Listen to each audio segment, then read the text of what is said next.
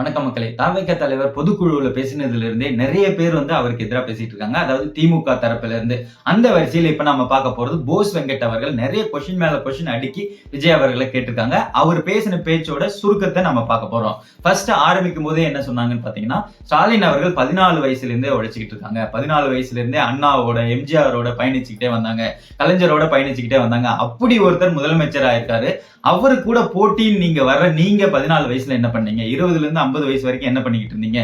நீங்க திடீர்னு 50 வயசுல நீங்க ஸ்டாலின் அவர்களுக்கு போட்டி அப்படிங்கிற மாதிரி சொல்றது எந்த இடத்துல பொருத்தமா இருக்கும் அப்படிங்கிற மாதிரி கேள்வி எழுப்பிருப்பாங்க. அது மட்டும் இல்லாம நீங்க திரு முத்துவேல் கருணாநிதி ஸ்டாலின் அவர்களே அப்படிங்கிற மாதிரி சொல்றீங்க. அந்த வார்த்தையை சொல்லும் போது தமிழ்நாடு ஃபுல்லா எவ்வளவு எமோஷனோட இருந்தாங்க தெரியுமா மக்கள்?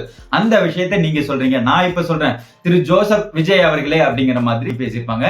அந்த சேம் டைம் நீங்க வாரிசு அரசியலை பத்தி பேசுறீங்க. நீங்க எப்படி சினிமாவுக்குள்ள வந்தீங்க? உங்க அப்பா டைரக்டர், உங்க அம்மா சிங்கர், அண்ட் தென் உங்க மாமா ப்ரொடியூசர். இந்த மாதிரி வாரிசுகள்ல சினிமாவில் நீங்க திடீர்னு 50 வயசுல ஸ்டாலின் அவர்கள் உங்களுக்கு அரசியல்ல எதிரி அப்படிங்கிற மாதிரி சொல்றீங்க. இது எப்படி சூட் ஆகும் அப்படிங்கிற மாதிரி கேள்வி எழுப்பிருப்பாங்க.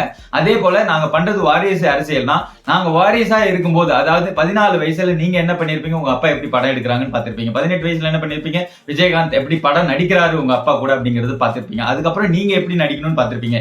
20 to 50 வயசு வரைக்கும் நீங்க படம் நடிச்சு நிறைய பணம் கோடியா சம்பாரிச்சு அதுல லக்ஸூரியஸான லைஃப் வாழ்ந்துட்டு 50 வயசு வரைக்கும் வந்திருக்கீங்க. ஆனா எங்களோட சின்னவர் என்ன பண்ணிருக்காருன்னா, 14 வயசுல தான் தாத்தா கூட இருந்து அரசியல் கத்துக்கிட்டாரு. 18 வயசுல அதே போல அரசியல் ரிலேட்டட் நிறைய விஷயங்கள் தெரிஞ்சுக்கிட்டாரு அப்படிங்கிற மாதிரி சொல்லியிருப்பாங்க. அதுக்கப்புறம் நீங்க மன்னராட்சி பத்தி பேசுறீங்க. ஸ்டாலின் அவர்கள் முடிசூடா மன்னனா தமிழ்நாட்டுல திகழ்ந்துகிட்டு இருக்காரு. அதாவது மத்திய அரசு கொடுக்குற அத்தனை பிரஷருக்கும் எதிராக பண்ணி முடிசூடா மன்னனா இந்தியாவிலே அவர் திகழ்றதுனால அந்த ஆட்சி மன்னராட்சினே நீங்க வச்சுக்கலாம். தமிழகத்துல நடக்கிறது மன்னராட்சி தான் ஜோசப் விஜய் அவர்களே அப்படிங்கிற மாதிரி சொல்லியிருப்பாங்க. அதுக்கப்புறம் நீங்க பெண்கள் பாதுகாப்பை பத்தி எல்லாம் பேசுறீங்க. பெண்கள் பாதுகாப்புக்காக என்ன போராட்டத்தை நீங்க எடுத்திருக்கீங்க? இப்ப கேரளாவில இஷ்யூ நடந்துச்சு, அதுக்கு ஏதாவது ஒரு அமைப்பை ஆரம்பிச்சு அதுக்கு ஏதாவது சப்போர்ட் அப்படிங்கிற மாதிரி பண்ணீங்களா?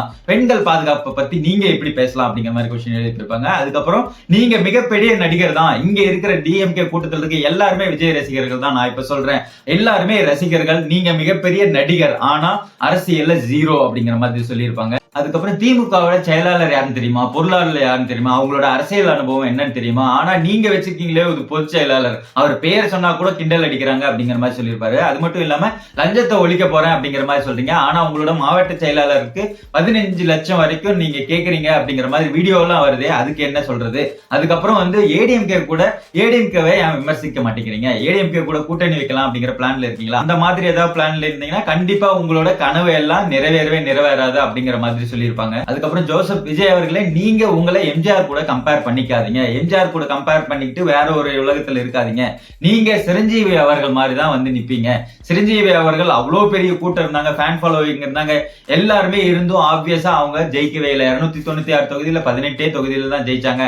அந்த நிலைமைதான். மக்கள் சினிமாவை பார்ப்பாங்க, ரசிப்பாங்க, விசில் அடிப்பாங்க, அதாவது தியேட்டருக்கு போய் டிக்கெட்டுக்காக சண்டை போட்டுக்குவாங்க. பட் ஆனா அரசியல்னு வரும்போது தெளிவா இருப்பாங்க. அவங்க உங்களுக்கு ஓட்டெல்லாம் போட மாட்டாங்க அப்படிங்கிற மாதிரி சொல்லியிருப்பாங்க. நான் தான் ஏன் பேசும்போது பேரை சொல்லி விமர்சிக்க மாட்டேங்கிறீங்க அப்படிங்கிற மாதிரி சொல்லிக்கிட்டு இருந்தேன். ஆனா நீங்க இப்ப பேரை சொல்லிட்டீங்க, பேரை சொல்லி நெருப்புல காலை வச்சுட்டீங்க அப்படிங்கிற மாதிரி சொல்லியிருப்பாங்க. அந்த சேம் டைம் நீங்க பேசுற அத்தனை விஷயங்கள், காத்து அந்த மாதிரி எல்லாம் பேசிட்டீங்க, அத்தனை விஷயங்களும் இப்ப மீமா தான் மாறிக்கிட்டு இருக்கு அப்படிங்கிற மாதிரி சொல்லியிருப்பாங்க. அப்புறம் நீங்க கேட்கலாம், நீயும் சினிமாவில இருந்து வந்தவன் தானே, அப்புறம் ஏன் சினிமாவில இருக்க ஒருத்தரை எதிர்க்கிற அப்படின்னு மாதிரி கேட்கலாம். நான் 16 வயசுல இருந்தே அரசியல் இருக்கேன். எங்க அப்பா அரசியல்ல தான் இருந்தாங்க, திமுகவுல தான் இருந்தாங்க.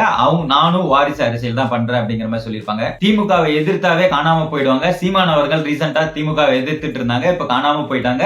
அந்த மாதிரி திமுகவை பகைச்சிக்காதீங்க அப்படிங்கிற மாதிரி எச்சரிக்கை விடுத்திருக்காங்க விஜய் அவர்களுக்கு. அதுக்கப்புறம் திமுக தொண்டை எத்தனை மணிக்குனாலும் உழைக்க ரெடியா இருப்பான், எத்தனை மணிக்குனாலும் திமுகவுக்காக கொடி பிடிச்சிட்டு நிற்பான். ஆனா ஏடிஎம்கே அப்படி கிடையாது.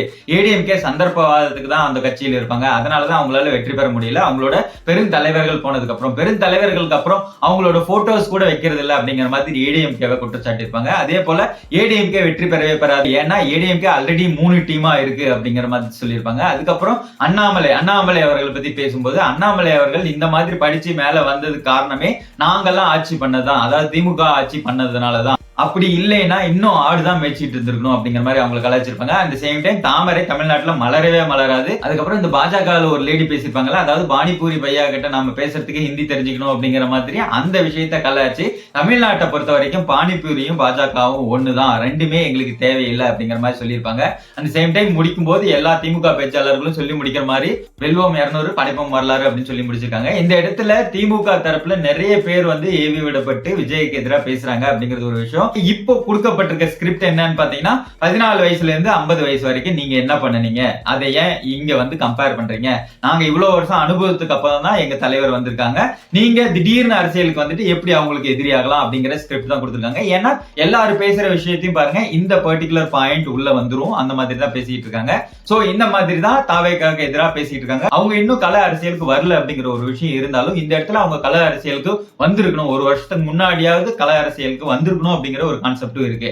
ஏன்னா இந்த இடத்துல தொண்டர்களே, தாவேக்கா தொண்டர்களே ஏத்துக்குவாங்க, இந்த விஷயத்தை கண்டிப்பா ஏத்துக்குவாங்க. ஏன்னா இந்த கடைசி படம் ஒண்ணு இல்லாம இருந்திருந்தா கூட ரொம்ப நிம்மதியா இருந்திருக்கும் அப்படிங்கிற மாதிரி நிறைய பேர் பேசி நாம் கேட்டிருக்கோம். ஏன்னா இப்போ கல அரசியல் பண்ண வேண்டிய சிச்சுவேஷன்ல இந்த படம் ஒரு தடையா இருக்கு. மார்ச்ல வராங்கன்னு சொல்லிட்டு இருந்தாங்க, அடுத்தது ஜூன்ல தான் வராங்கன்னு சொல்லிட்டு இருக்காங்க. இந்த தள்ளி போறது எல்லாமே ஒரு மீம் கண்டென்ட்டா மாறிக்கிட்டு இருக்க விஷயத்துல சோ இந்த மாதிரி தள்ளி போகாம முன்னையே கல அரசியல் ஆரம்பிச்சிருந்திருக்கலாம், இந்த ஒரு படம் இல்லாம இருந்திருந்தா அப்படின்னு நினைக்கிறாங்க. சோ இப்ப ரசிகர்கள் மனநிலையே அந்த படம் இல்லாம இருந்திருந்தா பரவாயில்ல அப்படிங்கிற நிலைமையில தான் இருக்கு. சோ எனிவே இந்த கல அரசியல் எப்படி போக போகுது அப்படிங்கறத பொறுத்திருந்து பார்ப்போம். Love you all. தேங்க்யூ.